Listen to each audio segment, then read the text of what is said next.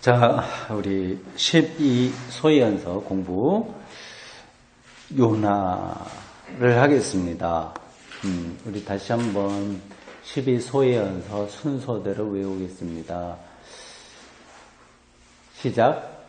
호세아, 요엘, 아모스, 오바댜, 요나, 미가, 나움, 하박국, 스바냐, 학개, 스가랴, 말라기 됐습니다. 구약 성경의 가장 뒤에 있는 부분인 거예요. 12 소예언서입니다. 소선지서라고도 합니다. 똑같은 이야기예요. 선지서, 예언서 합니다. 옛날에는 다 예언서라고 하는 말로 주로 했는데 최근엔 선지서 이런 걸로 또 많이 이야기하고 있습니다. 구약 성경을 전체적으로 한번 머릿속에 구도를 생각해 보십시오. 크게 이게 39권인데 크게 보면은 세 가지 종류예요. 구약이. 원래 이게 처음부터 이렇게 39권으로 짜여져 있던 게 아니라고 하는 것은 여러분들이 아실 거고요.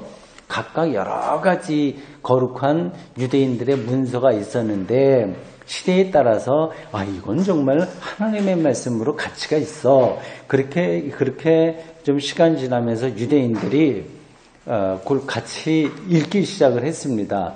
읽기 시작했다기보다도 그거를 이제 중요하게 생각을 한 거예요.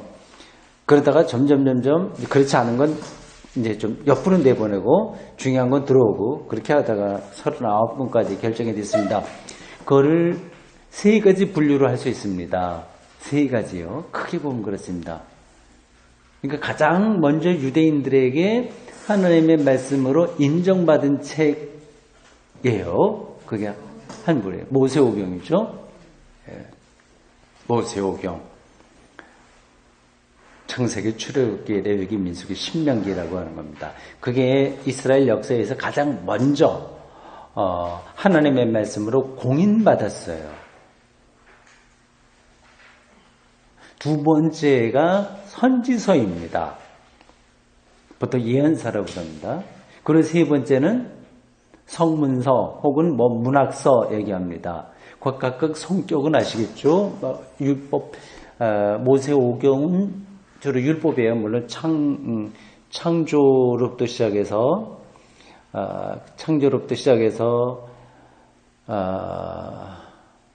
이제 이스라엘 족장들 이야기, 되게 그거죠. 핵심적으로는 족장들 이야기, 애국배까지 가서 했던 그 족장들 이야기입니다. 그러니까 그게 이제 창세기에 나와 있는 거죠. 창조 이야기, 그 다음에 타락 이야기 쭉 그렇게 해서 그 족장들이 이제 어떻게 활동한 것, 이제 그래서 이제 결국은 애굽까지 가서 살게 되었다고 하는 것이 창세기에 나오고, 그 뒤로 출애굽기, 신명기까지 출애굽해갖고 광야에서 생활하고 가나안 입성하기 전까지의 그런 이야기입니다. 그거를 율법서라고도 합니다. 그게 가장 중요하게 이스라엘 역사에서 하나님의 말씀으로 인정받았고요. 그건 율법이에요.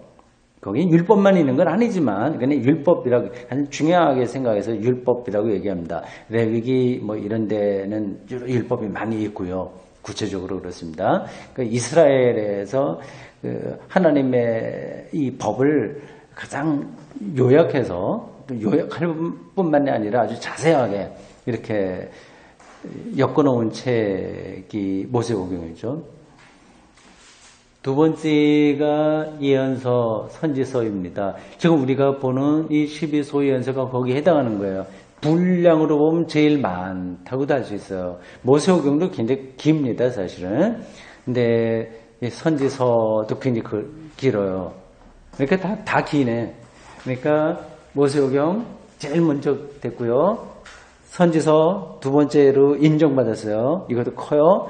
성문서 이거는 맨 나중에까지 이걸 하나님의 말씀으로 우리가 인정을 해 마라. 서로 의견들이 분분했습니다. 그래서 나중에 들어온 거예요. 제일 나중에 인정을 받았습니다.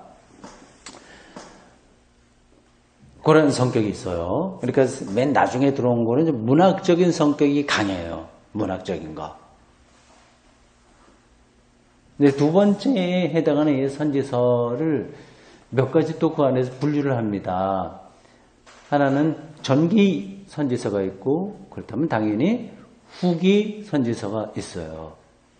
전기와 후기를 이렇게 구분을 합니다. 그 구분을 하는 기준이 혹시 뭔지 아시는 분 계세요? 예, 전기 예언서는 예언자들이 어떻게 활동했는가에 대한 객관적인 서술이고, 후기 예언서는 후기 선지서는 선지자들의 설교예요. 직접 설교. 그런 차이가 있습니다.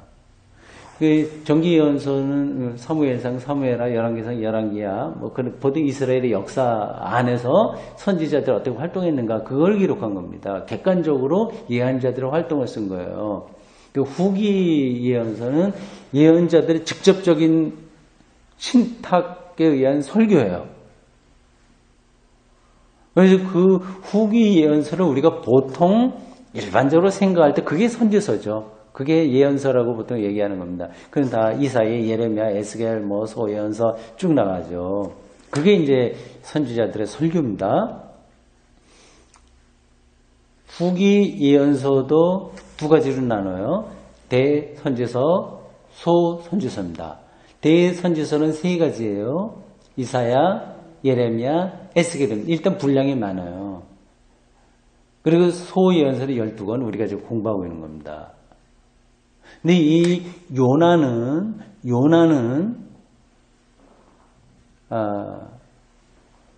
어때요? 성격으로 볼 때 요나 이야기는 아시죠? 어떤 게 있는지. 이게 그냥 그 글 자체로만 본다면 이게 정기 예언서에 속하겠어요? 후기 예언서에 속하겠어요? 어때요? 후기 예언서라고 한다면 설교를 해야 되잖아. 근데 여기는 설교가 없다니까요. 특히 12소예언서하고 성격이 유별나게 다릅니다. 이건.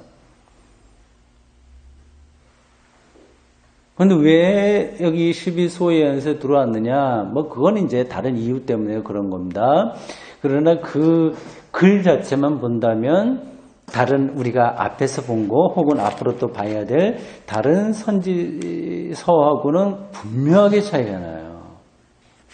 미가서 우리가 앞에서 보지 않았습니까? 미가가 설교한 거 아니겠어요? 이거저거 여러 가지. 그러니까 칼을 쳐서 보습을 만들고 창을 쳐서 낫을 만들고. 예. 그건 아주 우리 디테일이 강하시네. 난 그래 탁탁 떠오르지 않지. 뭉개네 말이 엉켜요. 문재인 닮았나? 그 정확하게 세부적인 거를 얘기를 해줘야 상대방의 설득이 있는데 그거 못하니까. 예, 미가가 그렇게 설교를 했지 않습니까? 근데 요나에는 그런 게 없는 거예요. 그리고 또 이게 전기 예언서라고 한다면 무슨 왕 때 어떻게 해서 어떻게 했다. 예를 들자면 엘리야라든지 엘리사라든지 나단이라든지 이런 사람들이 어느 왕 때 뭐를 어떻게 정치적인 상황 가운데서 했다고 하는 배경들이 있잖아요. 전기와 같은 거예요. 근데 이 요나에는 그런 건 또 없어요. 그러니까 전기 예언서의 성격도 약해요. 어떻게 보면 동화 같아, 동화. 그리고 후기 선지서의 특징은 더더욱 없습니다. 다만 이게 이 선지자의 신학을 담고 있기 때문에 여기 들어간 거예요. 형식으로 보면 여기 들어갈 건 아닙니다. 근데 그 사상이 선지자들의 것과 같기 때문에 그런 거예요. 그래서 그리고 일반적인 선지자들하고도 그 사상이 조금 달라요. 다르지만 선지자들의 어떤 그 방향하고 비슷하게 신학적인 배경을 갖고 있습니다. 유대인들의 배타적이고 아주 자기중심적이고 선민적인 것에 머물지 않고 하나님의 구원이 보편적으로 열렸다고 하는 것, 그 사상을 요나가 말하고 있어요. 오늘 이제 선지자들의 신학이라고 할 수 있습니다. 그거 하나가 있기 때문에 이 요나가 12소 선지서로 분류되는 거지, 다른 것으로 보면 좀 그렇지 못합니다. 차라리 이것은 그쪽 선지서보다도 세 번째 부류, 뭐예요? 문학서, 성문학, 이런 쪽으로 가는 게 사실은 맞아요. 시편이라든지 아니면 욥기라든지 이런 데 오히려 어울리는 그러한 책입니다. 경계선에 있는 건데, 근데 이게 어쨌든 구약에서 12소연서 쪽으로 분류가 됐다. 좀 독특하다. 그걸 여러분들이 알고 계시면 되겠습니다. 자, 우리 요나 1장만 같이 한번 읽겠습니다. 여기 1절부터 17절까지 있는데,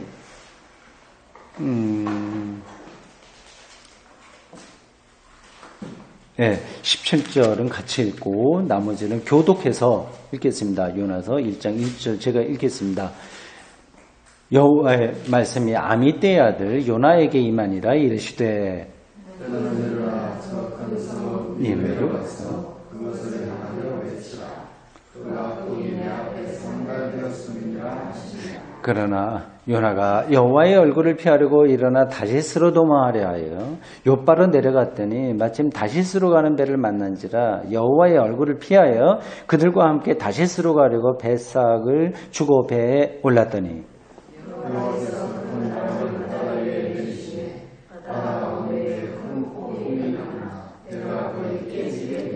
사공들이 두려워하여 각각 자기의 신을 부르고 또 배를 가볍게 하려고 그 가운데 물건들을 바다에 던지니라. 그러나 요나는 배 밑층에 내려가서 누워 깊이 잠이 든지라.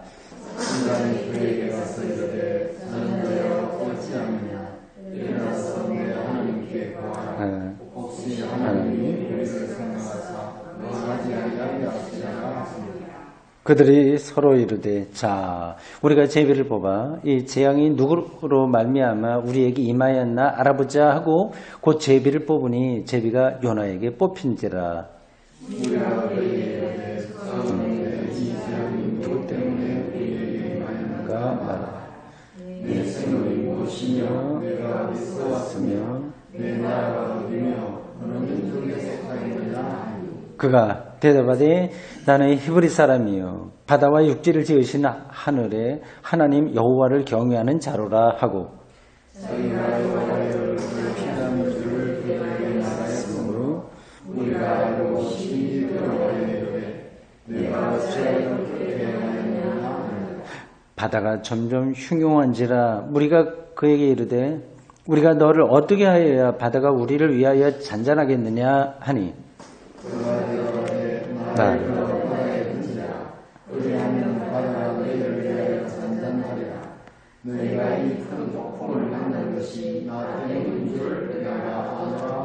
그러나 그 사람들이 힘써 노를 저 배를 육지로 돌리고자 하다가 바다가 그들을 향하여 점점 더 흉흉함으로 능히 못한지라. 우리가 여호와께 부르짖으되 여호와여 구하고 구하오니 이 사람의 생명 때문에 우리를 멸망시키지 마옵소서. 무지한 피를 우리에게 돌리지 마옵소서. 주 여호와께서는 주의 뜻대로 행하시니이다 하고 요나를 들어 바다에 던지매 바다가 뛰노는 것이 곧 그친지라. 그 사람들이 여호와를 기도하여 여호와께 제물을 드리고 소원을 하였더라. 여호와께서 이미 큰 물고기를 예비하사 요나를 삼키게 하셨으므로 요나가 밤낮 3일을 물고기 뱃속에 있으니라. 아멘. 물고기 이 뱃속에 들어가는 데까지입니다. 동화 같죠? 그죠? 보면. 요나가 하나님의 명령을 일단 듣습니다. 니느웨로 가라고 하는데 거기에 악독이 강하다, 부패했다고 하는 거예요. 니느웨가 어느 나라 수도인지는 아실 거고요. 아시리아입니다. 우리가 지난번에 언제 한번 니느웨가 나왔던 것 같은데요. 어느 소연서를 볼 때요. 어떤 건가 내 기억이 잘 안 나네요. 그래서 그 니느웨 지도에서 한번 찾아봤죠. 여러분들 다시 한번 봅시다. 성경 뒤에 보면 구약 해당하는 창세기 세계라고 하는 지도, 제목의 지도 한번 보십시오. 지중해가 있고요. 가나안이 있고 오른쪽에 쭉 가면 메소포타미아, 바벨로니아, 아수르, 유프라테스 강, 티그리스 강에 나옵니다. 니느웨 찾으셨어요? 네. 지난번에 우리가 어떤 거 공부하다가 니느웨가 나왔죠? 나왔죠? 기억은 나시죠? 제가 니느웨 나훔 할 때 니느웨 나왔었나요? 예, 아수르 바로 위에 니느웨가 있습니다. 그러니까 가나안에서 니느웨까지 가는데 시간이 얼마나 걸릴까요? 이거 걸어서 가야 되지 않겠습니까? 말 타고 가는 것도 아니었을 거고 상당히 시간 많이 걸렸을 겁니다. 근데 성경에는 그런 건 자세하게 묘사되지 않고 있어요. 예, 그 당시 가장 강력한 제국이었습니다. 그러니까 요거만 놓고 시대적 배경을 말한다면 대략 7세기 중반 초반이에요. 그러니까 니느웨, 이 아시리아가 망한 게 기원전 612년인가 그렇거든요. 612년. 그러니까 이게 니느웨 이야기 나온 거 보니 아직 망하기 전인 거로 이렇게 추정이 돼요. 그러나 실제로 연구해 보면 요나서는 훨씬 후대의 작품입니다. 실제로 이거를 기록할 때는 후대인데, 그건 이제 그 배경을 조금 미리 앞으로 당겨서 니느웨의 이야기를 한 거죠. 그러니까 성경이 어떤 거를 신문 기자가 날짜를 정확하게 해서 그래 적은 글이 아니라고 하는 걸 여러분들 꼭 염두에 두셔야 됩니다. 어떤 신학, 기독교 영성, 기독교 영성이 아니라 유대교 구약을 지금 얘기하는 겁니다. 신학은 또 신학대로 따로 그렇게 있어요. 그러니까 유대인들의 그런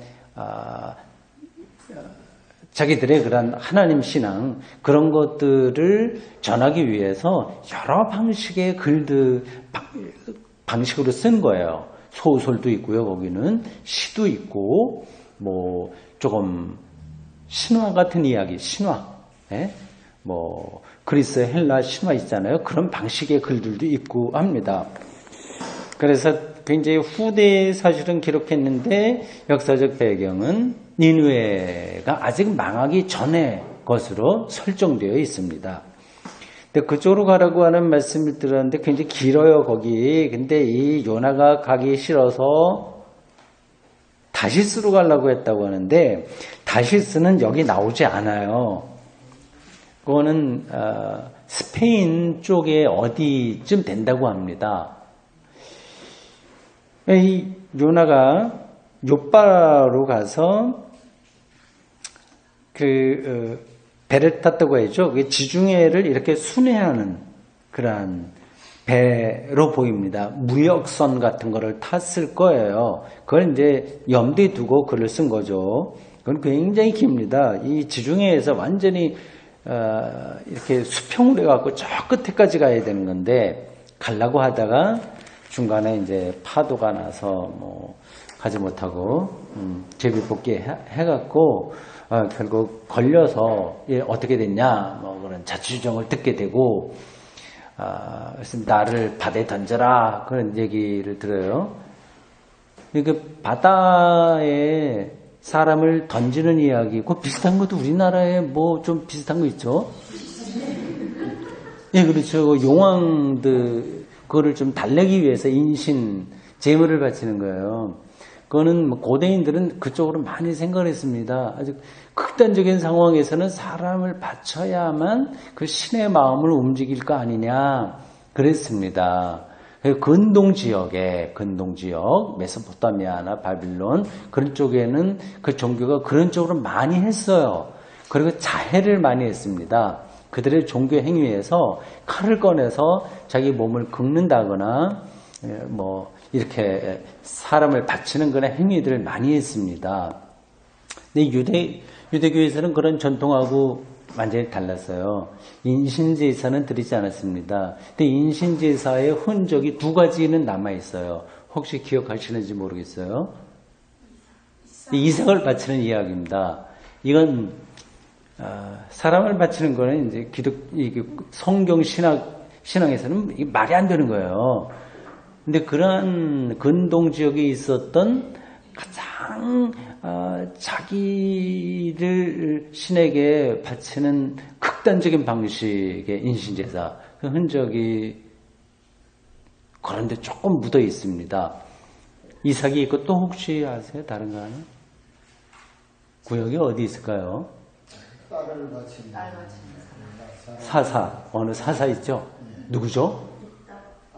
입다. 예, 입다가 전쟁에서 승리하고 가면 처음 나를 마중 나오는 사람을 당신에게 바치겠다. 이건 정말 말이 안 되는 약속을 한 거거든요. 그런 걸 갖고서 정말 믿음이 있다 얘기하면 안 되는 겁니다. 근데 이게 아마 입다의 생각에는 자기 종이 나올 줄 알았을 거예요. 종이. 당연히. 장군이 승리하고 나오면 종들이 나와서 먼저 이렇게 좀 이게 맞이하지 않습니까? 근데 자기 딸이 나와갖고 그래서 결국은 이렇게 딸이 죽게 되죠. 어떤 방식으로 죽었죠? 또 기억이 안 나네. 뭐 몇 개월 시간 달라고 그래서 자기 친구들하고 같이 그 딸이 가서 곡하고 이제 좀 풀고 마음을 풀고 그래서 받쳐졌다고 했는데 그 받쳐진 방식이 뭐였죠? 제가 기억이 안 나네요. 그거는 구체적으로 안 나옵니다. 그건 안 나옵니까? 불에 타 죽지도 않은 거고 번제도 아니고 돌에 맞아 죽은 것도 아니고 굶겨 죽은 것도 아니고 그냥 받쳐졌다 이거는 얘기들만. 딱 두 번 그렇게 나와요. 근데 딸은 그 입다의 딸은 실제로 그래 죽게 되었고 이삭 아들은 죽지 않고 하나님이 다른 걸 준비하셔갖고 살아났습니다. 뭐 고대인들이 남자하고 여자를 차별한 건가 어떤가는 잘 모르겠어요. 근데 그런 흔적들이 약간씩 남아 있습니다. 여기 이 요나가 나를 바쳐라 바다에 던져라. 이 사람들이 웬일인지 이 사람들이 마음 생각들이 건전한 건지 그렇지 않고 좀 노력을 해갖고 배를 육지로 데리려고 노력을 했는데 결국 그게 안 돼서 요나를 바다에 던졌다. 그런데 이제 바다가 잔잔해졌다. 이건 정말 동화 같은 이야기잖아요. 사람을 던지니까 바다가 조용해진다고 하는 게 성서적인 건 아니에요, 사실은. 그건 빌려온 거야. 어떤 이야기, 동기들을 빌려온 겁니다.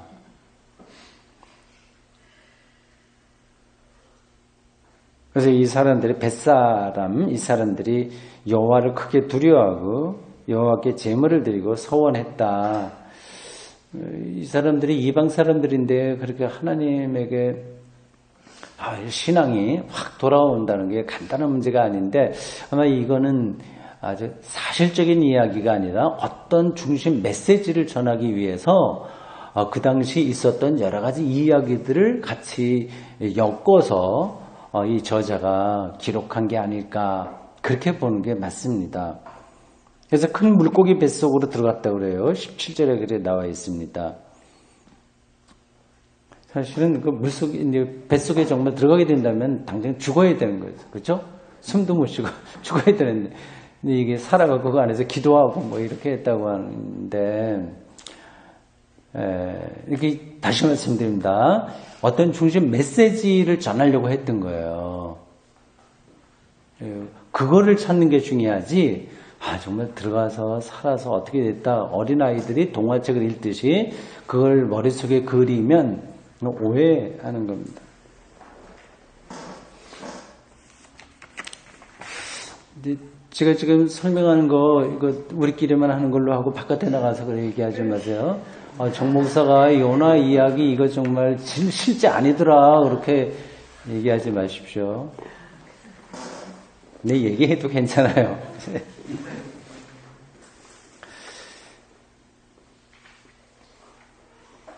이 장 보세요. 이 장은 기도죠. 근데 이거는 전체 흐름에 잘 맞지 않아요, 사실은. 그리고 이 기도를 할 때 자기가 이 요나의 이야기에서 큰 물고기 뱃속에 들어가 있는 그런 것들이 구체적으로 나오는 것은 아닙니다. 그거 상관없이 이 흐름 속에서 이 요나 이야기는 2장은 원래 없었던 건데 흐름에서 나중에 이걸 편집한 어떤 사람이 요 귀한 시편과 비슷한 내용을 거기다가 넣은 거예요. 여러분들 5절 한번 보십시오. 2장 5절. 물이 나의 영혼까지 둘러싸오며 기품이 나를 에워싸고 바다풀이 내 머리를 감쌌나이다. 이거 비슷한 내용들을 시편이나 뭐 욥기 같은 데서도 우리가 알 수 있고요. 그런 어떤 시문학 유대인들의 시편입니다.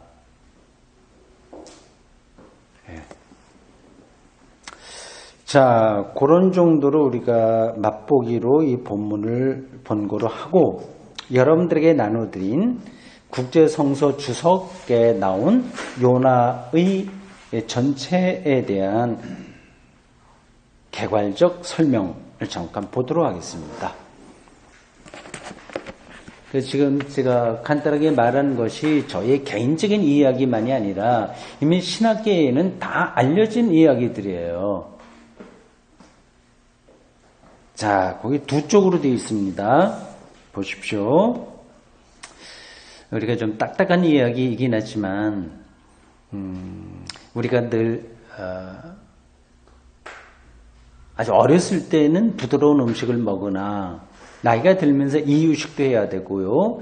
아주 이가 나서 딱딱한 음식을 먹어야 성장하고 어른이 되는 것처럼 신앙적으로도 딱딱한 음식을 좀 먹어야 됩니다. 이런 신학적인 설명들이 딱딱한 음식이다. 그러나 영양이 정말 충분하다 생각하시면 되겠습니다.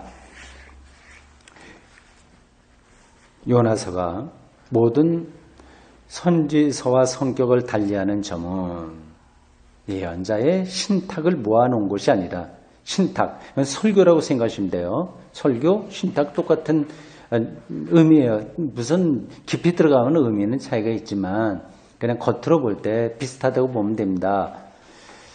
그것이 아니라 요나라는 한 예언자에 관한 이야기에 가깝다는 점이다. 그럼에도 불구하고 본 예언서가 12소 예언서에 포함된 까닭은 비록 어느 곳에서도 이 책이 예언자가 기록한 것으로 나타나 있지는 않다고 하더라도 요나 자기가 내가 기록했다 이렇게는 안 돼 있잖아요. 보통 이제 다른 선지서들은 그렇거든요. 하나님이 어떤 말씀을 나에게 주셨다. 여호와께서 이렇게 말씀하시니라. 뭐 그렇게 나오지 않습니까? 근데 여긴 그게 없어요. 그렇다고 하더라도 아미떼의 아들 예언자 요나의 운명에 관한 기록으로 보였기 때문일 것이다. 열왕기하 14장 25절에서 그거를 확인해 보겠습니다. 그 이름이 거기 나와요. 열왕기하 14장.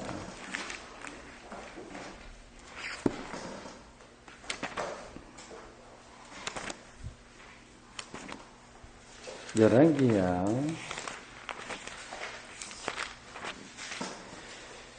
14장 25절 보십시오. 여로보암 2세 때의 이야기입니다.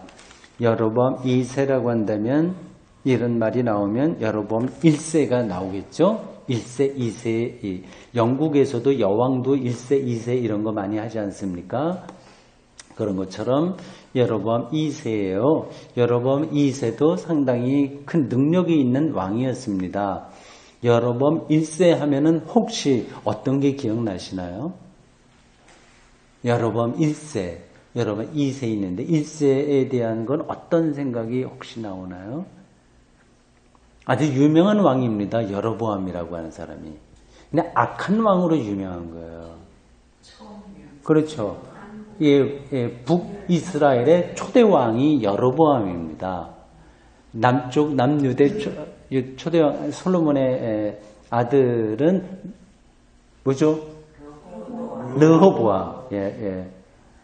남쪽은 이제 르호보암이고 북쪽은 여로보암입니다. 여로보암이 장군이었어요. 솔로몬 시대의 장군이었다가 솔로몬에게 뭐 좀 정치 좀 어떻게 해달라고 잘해달라고 했다 말이 안 들어서 쫓겨나서 추방당해서 다니다가 다시 이제 돌아오죠. 그래서 르호보암 왕에게 당신 왕 아버지가 정말 독재를 했다. 지금 잘하자. 그러니까 말 안 들으니까 따로 이제 북이스라엘 지파들을 모아서 반역을 해서 나라를 크게 세웠습니다. 근데 그 대다수 12지파가 다 그를 따라갔어요. 그 여론이 대세가 그였어요.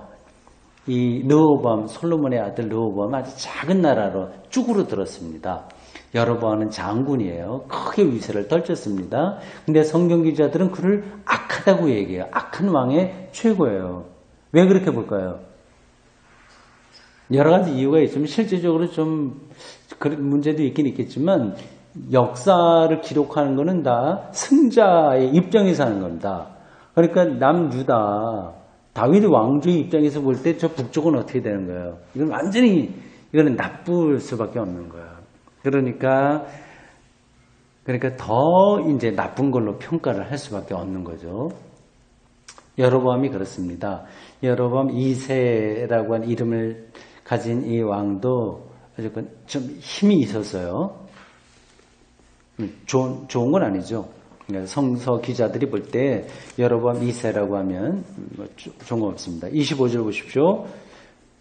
이스라엘의 하나님 여호와께서 그의 종 가드헤의 아미떼의 아들 선지자 요나를 통해서 하신 말씀과 같이 여로보암이 2세예요. 2세. 이스라엘 영토를 회복하되 성서 주석에 따르면 요르단 쪽에 땅을 많이 회복했다고 그래요. 회복하되 하맛 어귀에서부터 아라바 바다까지 하였으니 그 땅을 넓힌 왕이죠. 우리도 광개토대왕 뭐 그거 얘기하지 않습니까? 중국의 많은 땅을 우리 차지한 것처럼 이 여로보암 2세도 땅을 많이 차지했다고 합니다. 그때에 선지자로 활동한 사람을 이 열왕기하를 기록한 사람은 이 말하기를 요나다 아미떼 아들 선지자 요나다 얘기했습니다. 돌아오세요. 요나로 돌아오십시오. 요나 1장 1절에 보면 그래 나오죠. 여호와의 말씀이 아미떼 아들 요나에게 임하니라 이렇게 되어 있습니다. 요거로만 보면 바로 그 열왕기하가 말하고 있는 그 요나가 바로 이 요나와 일치되는 것으로 생각을 해서 이 성경을 이렇게 구성하던 그 시대 학자들이 12소연서라고 하는 쪽으로 분류를 해서 이렇게 놓은 것 같아요. 근데 앞에서 제가 말씀드렸듯이 그 내용을 조금 잘 엄밀하게 살펴보면 이거는 그 요나의 이름을 빌리긴 했지만 훨씬 후대에 어떤 사람이 기록한 거다. 그렇게 보는 게 맞다고 합니다. 자, 텍스트 다시 들어보십시오. 열왕기하 14장 25절에서 우리는 나사렛 지방 출신의 이 예언자가 아모스와 동시대인으로서 여로보암 2세 BC 787에서 746년 치하에서 정확한 횟수가 나오네요.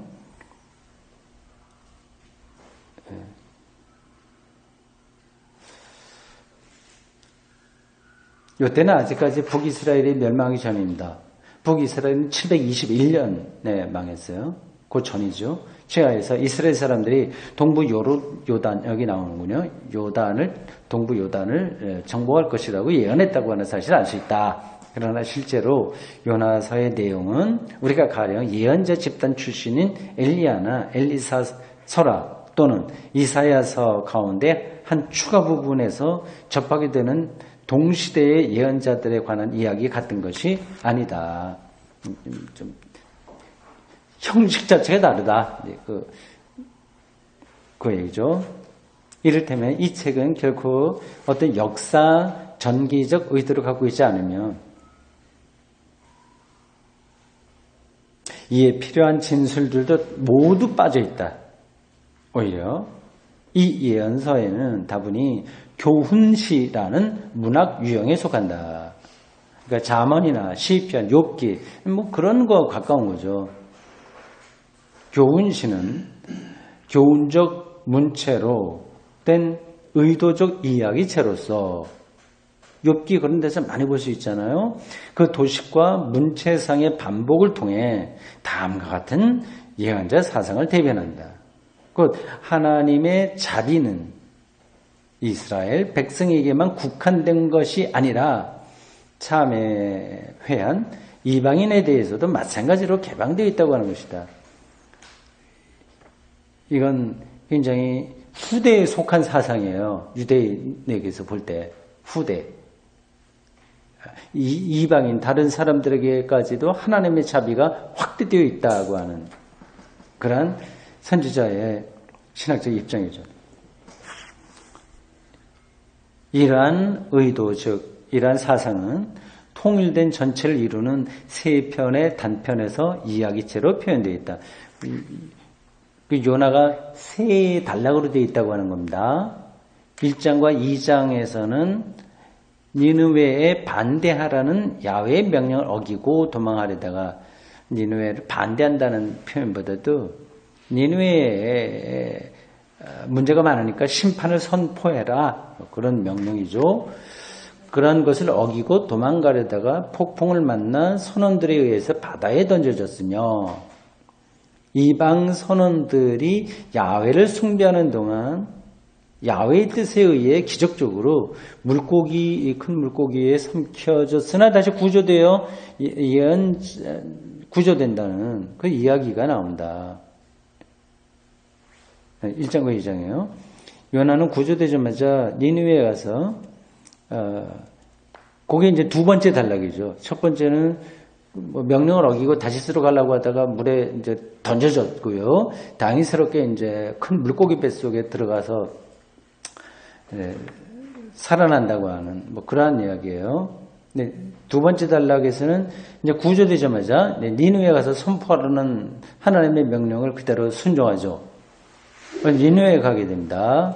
그래서 니느웨 사람들이 다 돌아서요. 이제 회개하는 거죠. 그래서 하나님은 니느웨에 대한 그 심판과 재앙을 이제 거둬들이십니다. 그게 이제 3장에 있는 내용이에요. 두 번째 단락입니다. 딱딱 구분이 되죠? 그건 아주 명확하게 나오는 겁니다. 그 다음에 세 번째 단락입니다. 하나님이 이방인에게 자비를 베풀자. 이게 참 굉장히 복잡하게 가요. 그 요나가 그렇게 하나님의 뜻을 이미 알았으면 순종하고 기뻐해야 되는 게 마땅한데 또 불평하고요. 화를 내고 이렇게 합니다. 그래서 이 예언자는 하나님으로부터 심한 질책을 받고 어떤 그 넝쿨로 인한 그 체험을 통해서 자신의 이방인 도시와 하나님 자비에 대해서 얼마나 부당하고 편협한 생각을 하고 있었나를 스스로 뉘우치게 된다. 그게 4장입니다. 그게 세 단락이에요. 1장, 2장. 사실 2장에 있는 기도문은 이건 나중에 추가된 거예요. 1장, 2장, 3장 이게 세 단락이에요. 각각. 영국으로 치자면 세 막입니다. 세 막. 3막으로 되어 있는 거예요. 요나가 명령 어기고 가다가 빠져서 큰 물고기 뱃속에 들어가서 결국 건짐을 받는다. 두 번째는 니느웨에 가서 하나님한테 선포하자 니느웨가 돌아섰다. 세 번째는 그것을 불만스러워한 이 요나를 하나님이 생각을 바꾸신다. 그 얘기입니다. 근데 그러한 구조를 통해서 이 요나를 기록한 사람은 하나님의 자비가 이제 선민인 유대인에게만 있는 게 아니라 이방인에게까지 확대된다. 그런 거를 전하고 있는 거죠.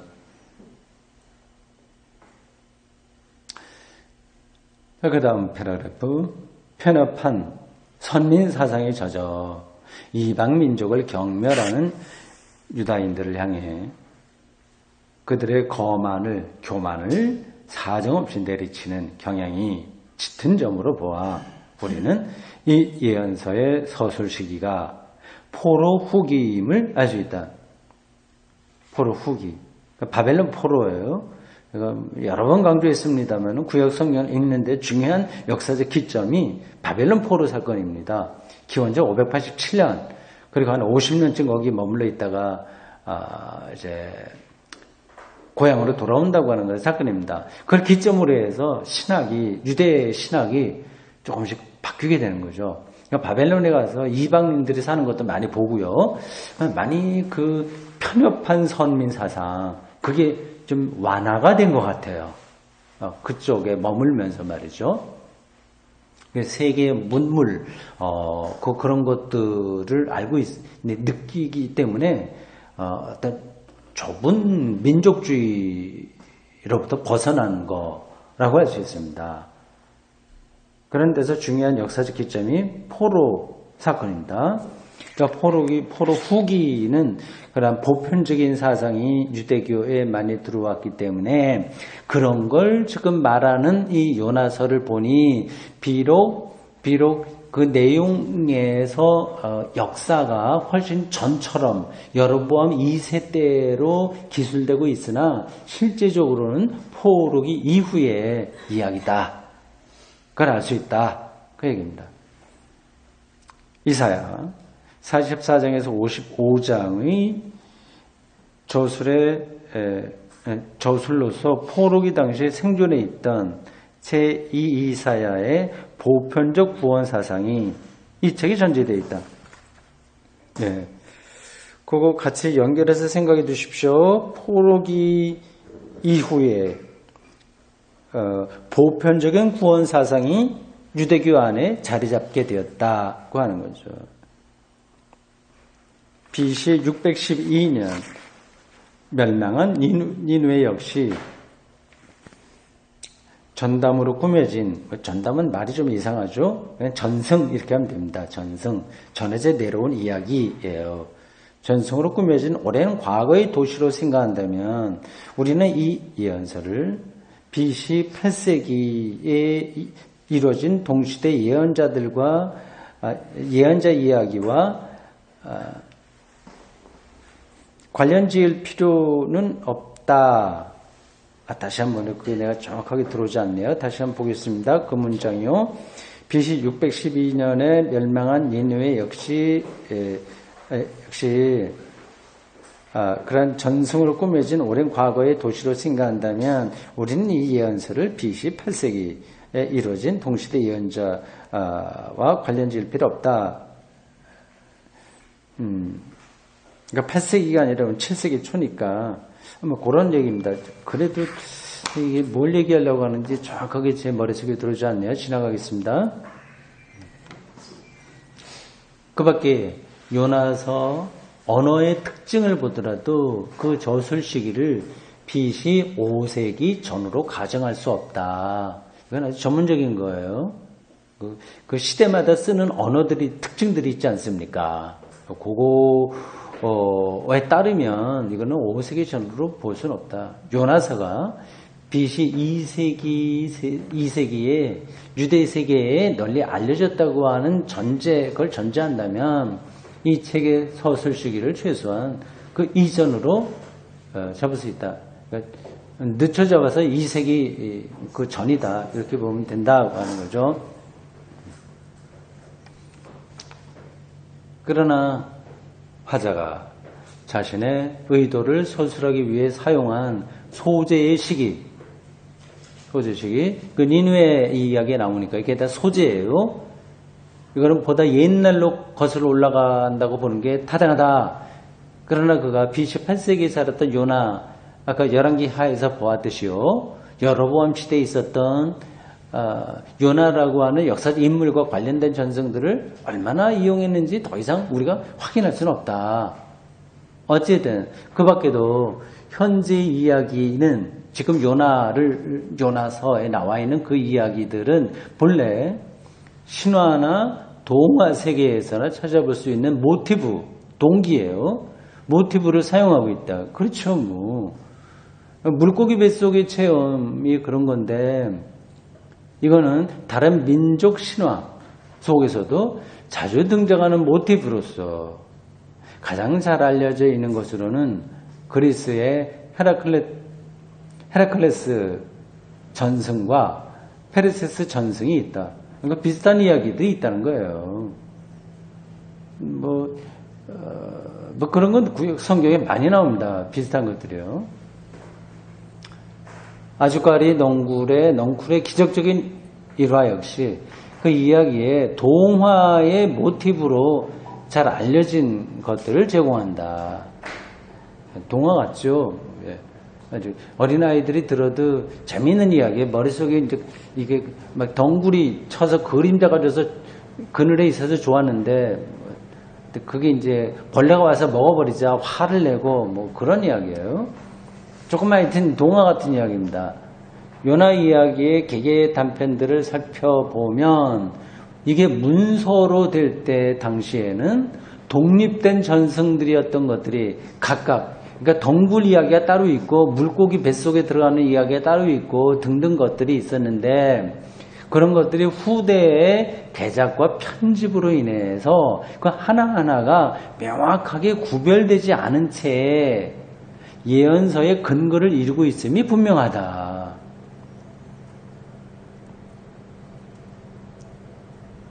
이처럼 서로 다른 문학적 소재와 유형들이 결합되어 있지만 이 책은 하나의 통일된 주제로서 평가되어야 된다. 비록 약간 서툴게 편집이 됐지만 그러나 전체적인 통일성은 있다고 하는 거예요. 신학적으로 그런 거죠. 오직 한 규절만이 삽입된 규절임이 확인된다. 그러니까 처음부터 끝까지 다 그게 통일된 이야기로 나중에 정리가 됐는데 유독히 한 군데 이런 것들은 삽입된 거다. 나중에 시편의 문체를 취하고 있는 2장 3절에서 10절 아까 제가 말씀드린 거예요. 그렇죠?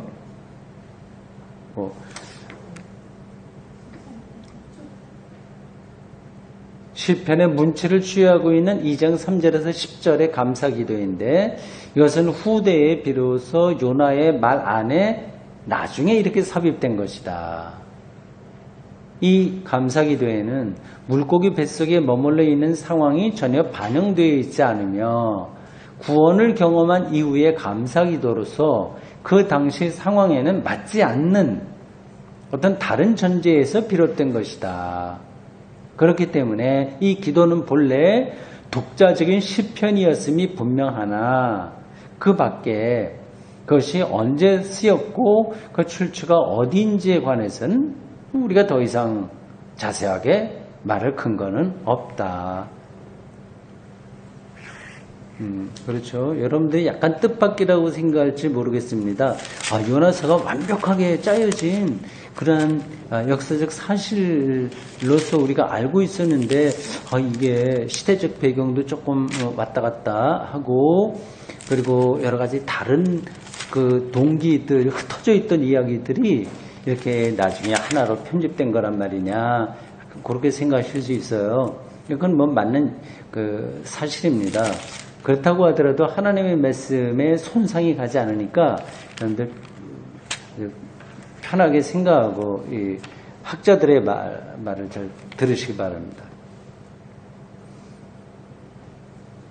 문학적으로 요나서를 예언서로 간주할 수 없다고 하더라도 그 이유는 앞에서 말씀드렸어요. 이건 설교도 아니고 그리고 전기 예언서처럼 어떤 역사와 전기 그 배경을 얘기하는 것도 아니기 때문에 아주 전통적인 의미에서의 선지서 다른 것하고는 완전히 다르지만 순수한 선지자 정신이 이 책을 집필한 포로 후기 예언자의 의도 바로 거기에 나타나 있다.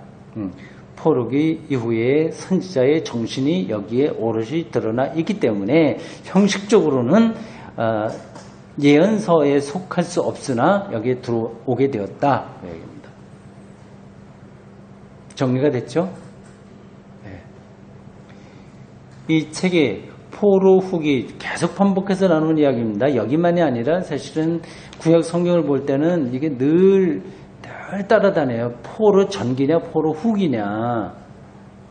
그걸 기점으로 해서 유대인의 신앙이 깊어졌어요. 그리고 확대됐어요. 그리고 하나님에 대한 생각이 더 심화됐습니다. 창세기에 나온 이야기 말이에요. 하나님의 창조 이야기, 이런 것도 실질적으로는 포로기 때에 나온 그러한 신앙이에요. 그게 어떻게 연관되냐 하면 간단하게 설명드리면 이렇습니다. 우리는 보통 이제 창세기 창조하고 연대순으로 이렇게 쭉 누가 기록했겠거니 생각을 하지 않습니까? 그게 아니라 후대의 어떤 사건에 근거해서 추적해서 그거를 설명을 한 거예요. 복음서도 마찬가지입니다. 예수님의 출생부터 차근차근히 복음서 기자들의 관심이 있었던 것이 아니라 나중에 어떤 절대적인 경험에 근거해서 예수님의 공생애와 더 나가서 그 출생에 이르기까지 이야기를 역추적해서 설명했다. 그렇게 말씀드린 적이 있죠. 그때 그 결정적인 경험이 뭐죠? 부활 사건이에요. 예수의 부활 경험에 의해서 공생애가 의미가 있는 거예요. 그리고 예수님의 출생, 그 동정녀 탄생까지 그 부활이라고 하는 절대적인 경험에 의해서 그게 이제 받아들여질 수 있었던 거죠. 얘기하다 보니까 좀 정리가 되네요. 신약에서는 예수님의 부활을, 복음서를 내가 중심으로 말씀드린 겁니다. 이 예수님의 운명에서 부활 사건은 죽음 이후이기 때문에 가장 최후에 일어난 어떤 사건이에요. 여기에서 근거해서 이 앞에 일을 거꾸로 조명을 했다면 구약에서는 포로기의 사건, 바벨론 포로 사건에 근거해서 자기들의 역사를 역추적해서 본 거예요.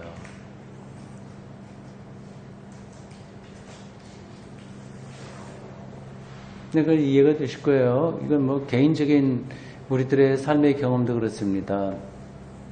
우리가 어떤 절대적인 사건을 경험했다고 합시다. 개인적인 생활에도 마찬가지예요. 그렇다면 이걸 근거로 해서 지난 역사를 이렇게 나의 운명 이런 거를 볼 수 있습니다.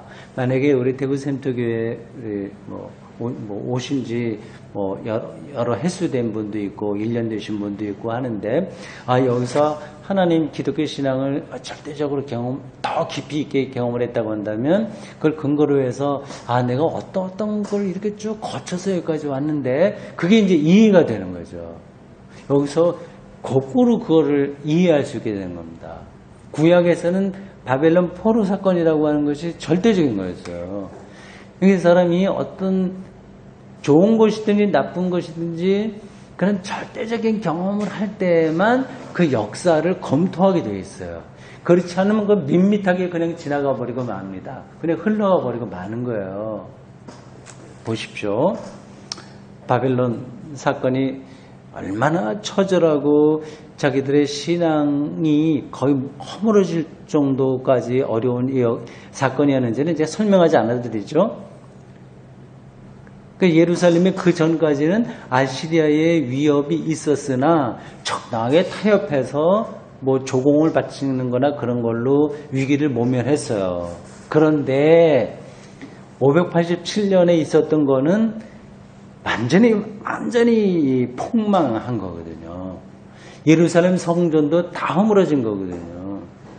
더 이상 이제는 제사를 드릴 수 없게 된 거거든요. 그러니까 하나님 신앙의 토대가 다 허물어진 거예요. 이런 일이 일어날 거라고 하는 거를 유대인들이 조금이라도 예상을 했을까요?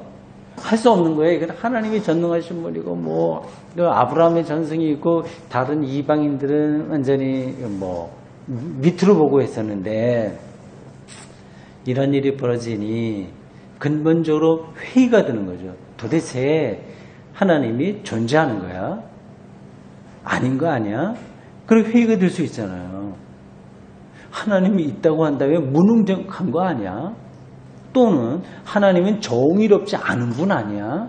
어떻게 이렇게 불의한 세력에 의해서 하나님을 믿는 백성들이 완전히 박살나는 일들을 저렇게 방관하시는가 하고 하는 질문이 당연히 나오겠죠.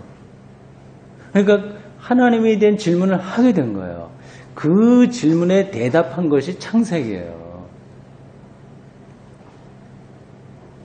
그러니까 창세기에 얘기하려고 하는 것은 현재는 바벨론 포로와 같은 절망적이고 어둡고 하나님의 침묵이라고 하는 상황 가운데 있지만 하나님은 전능하다. 그리고 하나님은 우리의 하나님이다. 그런 것들을 설명한 거죠. 설명. 그럼 왜 유대인들이 이러한 바벨론 포로와 같은 도저히 상상할 수 없는 운명에 빠졌냐? 혹시 그 모세 오경이 대답하려고 하는 그 대답이 뭔지 약간 아시는 분 계세요? 느낌이 오시는 분? 이게 다 대답입니다. 성경은요, 그냥 필요에 따라서, 성경은 그냥 어떤 사람이 기도 많이 해서 막 계시를 받아 쓴 게 아니라 그 민중들, 유대의 역사 안에서 그들의 질문에 대한 대답인 거야.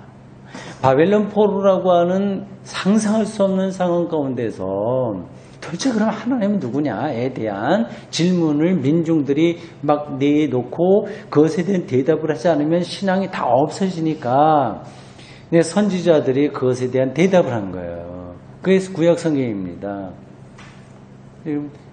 바벨론이 이렇게 굉장히 강하지만 하나님이 전능하다. 무로부터 세계를 창조했다. 아주 태초부터 하나님이 한 거다. 그런 걸 쭉 설명을 했는데요. 지금 바로 제가 질문한 거 다시 생각해 보십시오. 아니 그렇게 전능하시고 정의롭고 하신 분이 우리의 하나님인데 우리가 선민인데 왜 우리 역사가 이렇게 쫄딱 망했냐 하는 질문에 대해서 선지자들, 성서기자들은 어떤 대답을 하려고 했을까요?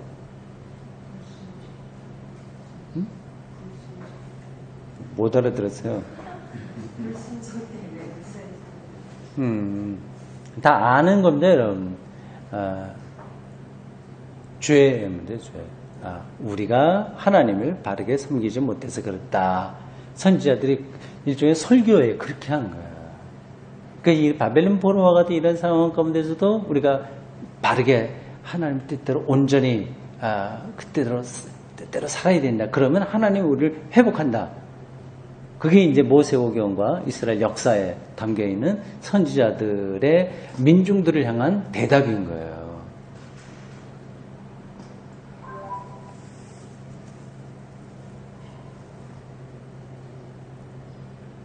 우리는 이제 그게 옳다고 보고 꾸준하게 선지자들이 그렇게 하나님의 뜻이 무엇인지를 밝혀온 역사에 근거해서 이제 예수님의 사건이 우리들에게 더 밝히 드러나게 되는 거죠. 자, 보십시오. 마지막 부분이죠. 밑에서 한 7, 8째 줄, 8째 줄, 9째 줄. 이 책에 포로 후기 예언자 정신이 살아있다는 것은 예언자 정신이 살아있다고 하는 것은 정신은 신학이에요. 예언자 신학이 살아있다는 것은 무한한 하나님, 무한한 자비의 하나님이라고 하는 게 낫겠죠? 무한한 자비의 하나님이라는 예언자들의 하나님 개념이 이 책에 증거되어 있다는 말이다. 이 예언서는 하나님의 위대하심을 제대로 인식하지 못한 배타적 분리주의와 종교적 이기심에 젖은 신앙의 편협성을 규탄하면서 그 대신 무한한 하나님의 포용성, 자비의 무한성을 보여주고 있다. 이건 유대인들의 편협한 민족주의에서는 잘 어울리지 않는 그러한 사상입니다. 그래도 유대인들이 그걸 끌어들인 거예요. 그래서 이방인에게까지 하나님이 무한한 자비를 베푸신다고 하는 것을 그들이 하나님 이해의 관점에서 수용한 거죠. 이 예언서는 하나님의 자비가 인간의 생각만으로는 도저히 측량할 길이 없으며 하나님의 구원 의지는 자신의 민족만이라는 한계를 넘어선다는 사실을 보여주고자 한다. 따라서 이 예언서는 복음 전파를 사명으로 하며 동시에 구약에서 복음의 길을 예비하는 역할을 한다. 이 마지막 문장이 굉장히 중요하네. 패러그래프. 네. 내가 어떻게 보면 뭐 동화 같은 이야기로 되는데 여기 안에 있는 신학은 대단히 심오한 거예요. 그러니까 파격적인 것 같아요. 유대인들에게 파격적인 거예요. 두 가지만 보겠습니다. 이 설명한 걸 제가 좀 압축적으로 설명해야 되겠어요. 그러니까 하나님의 뜻, 하나님의 계시는 우리의 인간의 생각으로 측량할 수 있다 없다? 없다. 그를 붙은 게 놀라운 거죠. 그러니까 사람이 자꾸만 하나님을 재단하려고 그러면 안 되는 거야. 요 안에 가둘 우리 편 어느 편 이렇게 하는 것 자체가 이거는 옳은 게 아니다고 하는 겁니다. 우리 생각을 뛰어넘는다고 하는 것을 염두에 두십시오. 이거는 뭐 아직 우리 어떤 신앙의 일상적인 것에도 포함되는 겁니다. 아주 직접적인 걸로 연결해서 말씀드릴게 들어보세요. 우리는 이제 돈이 많아야 행복하다고 생각합니다. 건강해야만 행복하다고 생각하고요. 뭐 잘 돼야만 된다고 생각하는 겁니다. 그게 우리의 선입관이에요. 그러니까 하나님은 그거를 뛰어넘어서 우리가 예측할 수 있는 것을 뛰어넘어서 우리에게 어떤 삶의 중심을 제공하시는 분이거든요. 그러니까 유대인들이 편협한 그 자기 민족주의 선민사상에서 떨어져 있으면 안 된다고 하는 그러한 가르침처럼 우리가 이 사회가 제공하는 그러한 일종의 선입견이죠. 주어진 어떤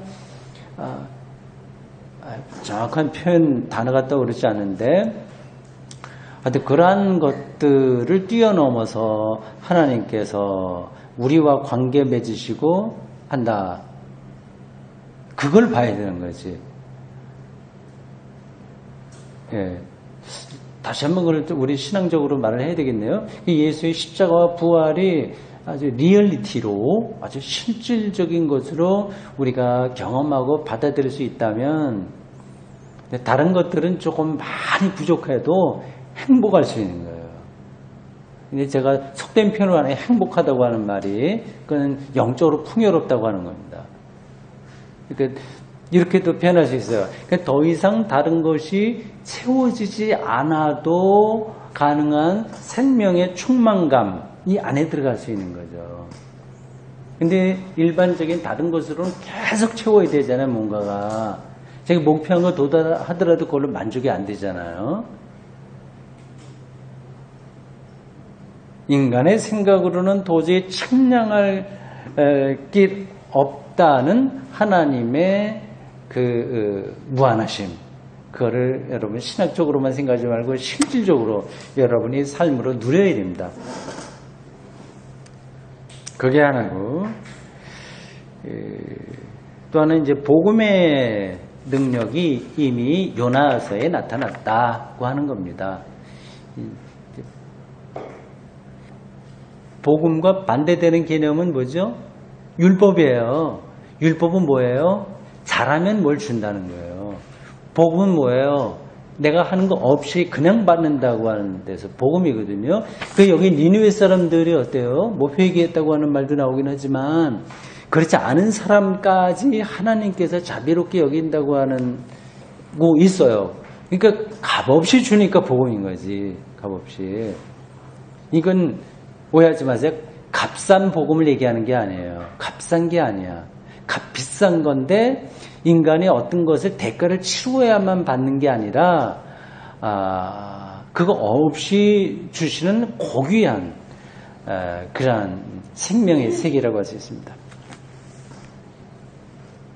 요나서 마지막 절 보십시오. 4장 11절.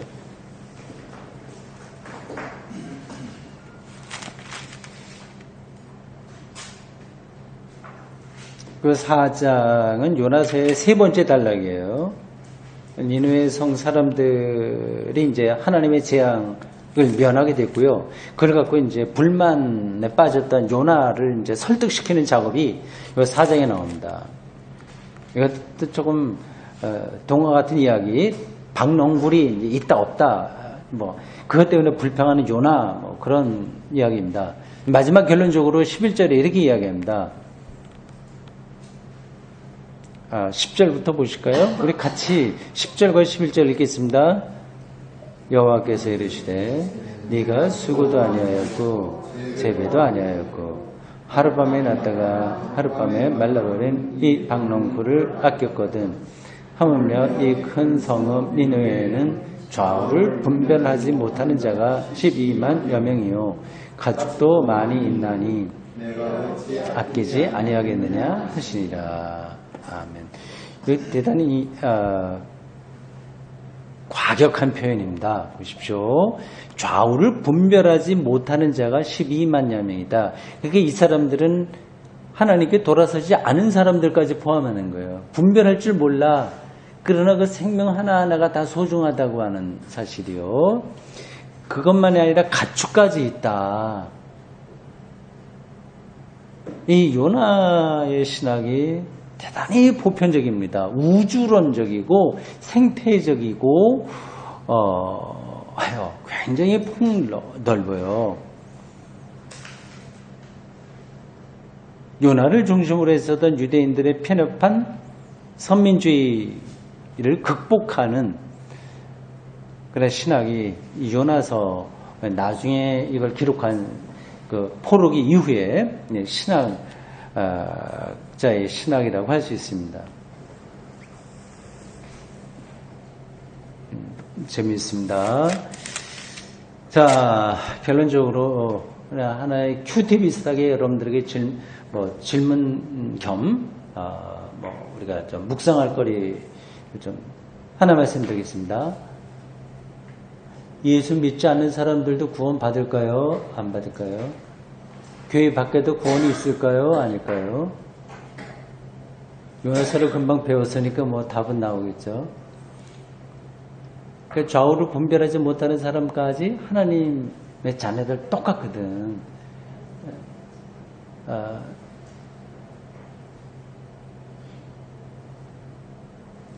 여러 가지 이유로 예수를 알지 못하던 사람들 많이 있잖아요. 아주 여러 가지 이유로. 그들이 구원에서 배제된다면 이건 조금 세상을 창조하시는 하나님하고는 어울리지 않는 거죠.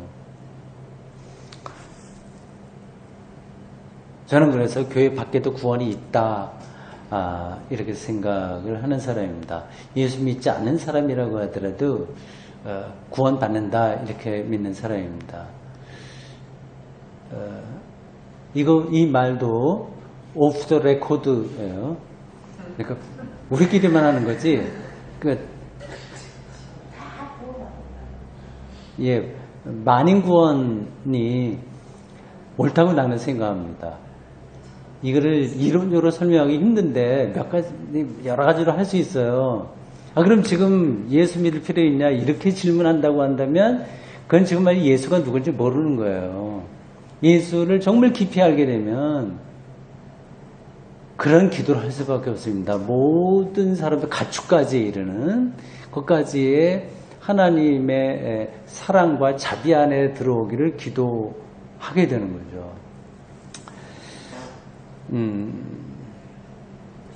한 가지 지금 그거를 놓치지 말아야 되는데 이거네요. 맞아요.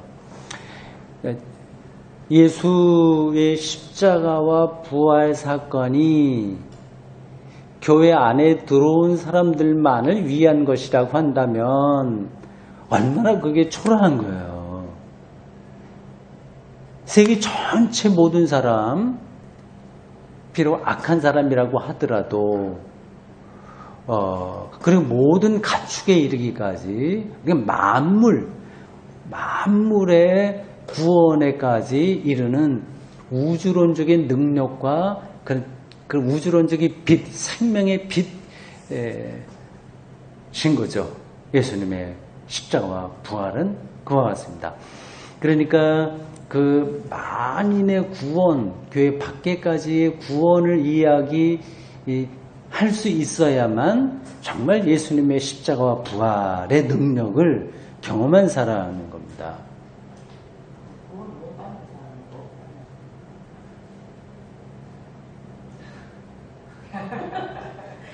그렇죠, 그렇죠. 근데 그게 말이 안 돼. 설명하기 힘든데, 이게 우리가 측량할 수 없는 거예요. 하나님의 구원은. 그러니까, 이 말을 잘못하면 오해할 수 있는데, 그래서 좀 조심스럽게 제가 말씀드리는 겁니다. 그러니까 하나님은 우리가 이해하지 못하는 우리의 생각을 뛰어넘는 방식으로 자기가 창조한 모든 세계의 완성을 종말에 이루신다. 이게 대전제예요.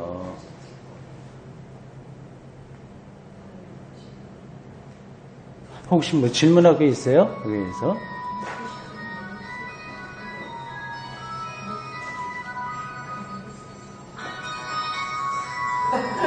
이 결정적인 순간에 지금 어떻게 그게 와요.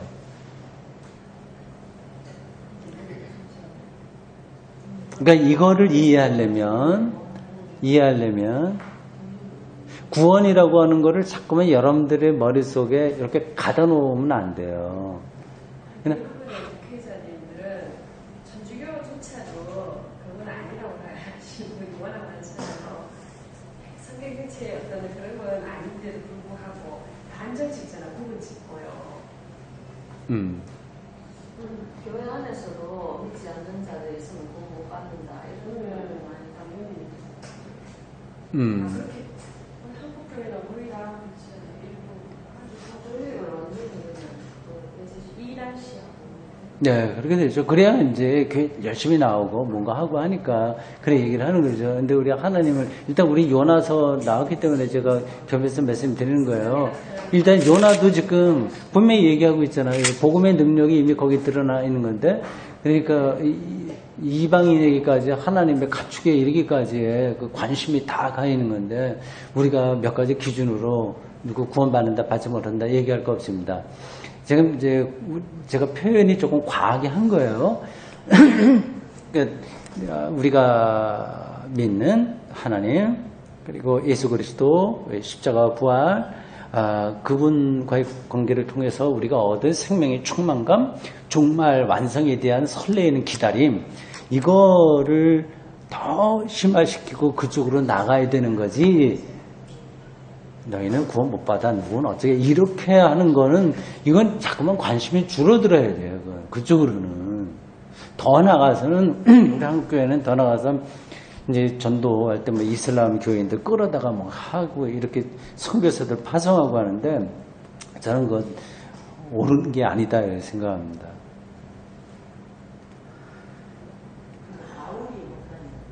바울이 그 성경에 보면 우리가 구원에 대해서 우리가 이렇게 신앙생활하고 이런 게 나중에 이 부활이 없다면 우리가 얼마나 불쌍한 사람이냐 이러면서 좀 차별을 하게 되죠. 네, 그렇죠. 그 좋은 그런 지역이 있습니다. 자, 부활. 그 부활하고 지금 우리 신앙생활하고 연결을 한 거예요. 이리 보십시오. 애벌레들이 많이 있는데, 애벌레가 나비가 되잖아요, 나중에. 근데 나비가 된다고 하는 것을 아는 애벌레가 있고 모르는 애벌레가 있다고 합시다. 우리는 그러니까 알고 있는 애벌레인 거예요. 그러나 모르고 있는 애벌레도 이게 나비가 되기는 하는 거거든요. 우리는 이미 그거를 종말에 일어나게 될 부활의 생명, 일종의 나비와 같이 되는 건데, 그것을 예수의 사건을 통해서 이미 받아들이고 경험한 사람들이에요. 그러니까 비록 애벌레처럼 기어다니지만 부활이라고 나비가 되는 걸 기쁨을 이제 안고 있는 거예요. 그러니까 차별이 되는 거죠. 그걸 모르는 애벌레가 있고 이제 아는 애벌레. 예. 그러니까 알고 있는 애벌레는 비록 이렇게 기어다닌다고 하더라도 이미 나는 거와 같은 나비와 같은 기쁨을 현재 누릴 수가 있는 거죠. 예. 이 문제는 여기까지만 하고 나중에 또 기회가 되면 더 이야기하도록 하겠습니다.